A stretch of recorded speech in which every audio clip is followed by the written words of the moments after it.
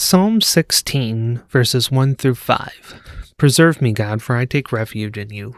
My soul, you have said to Yahweh, you are my Lord. Apart from you, I have no good thing. As for the saints who are in the earth, they are excellent ones, in whom is all my delight. Their sorrows shall be multiplied. Who gives gifts to another God? Their drink offerings of blood I will not offer, nor take their names on my lips. Yahweh assigned my portion and my cup. You made my lot secure. Psalm 16, verses 1 through 5. I want to focus on verse 5. Forgive me. I want to focus on verse 5 for a minute.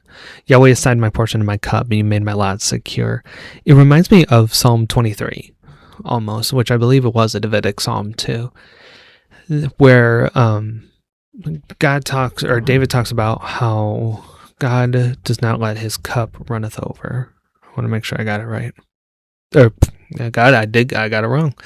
You prepare a table for me in the presence of my enemies. You anoint my head with oil. My cup runneth over. It's a reminder to me that God's blessing that we receive is unique to each of us. That there is a chunk of life that God has designated for all of us. And what that looks like is dependent on how we respond to God's goodness and his gifts.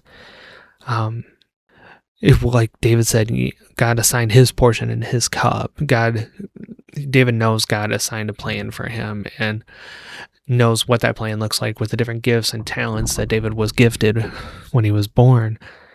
And David later responds saying, those gifts and goodness makes his cup runneth over, makes his ability to go out and do what God's called to do just in such an abundance that David feels security in that. David knows almost who he is and what he is capable of. And was David a perfect human? No, not at all.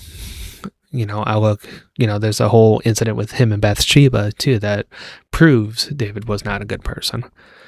But however, David owned it. He knew when he did something wrong.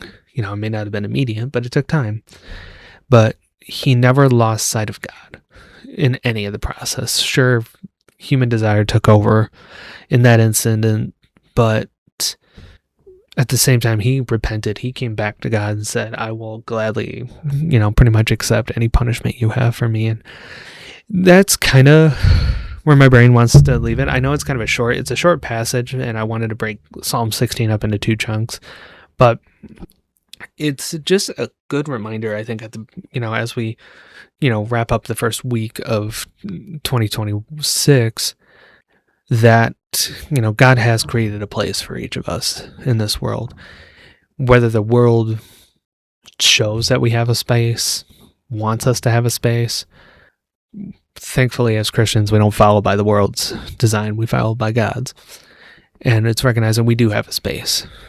Whether you're black, white, gay, straight, impoverished, wealthy, you name it. We all have a role in Christ's kingdom. We're all designed for a purpose. We are all created in his image, and it's up to us to go out and live and embrace what that image looks like, regardless of what the world says. So that's why I'm going to leave it. I'll be back on Tuesday for Plagues Galore Part 3, and until then, stay blessed.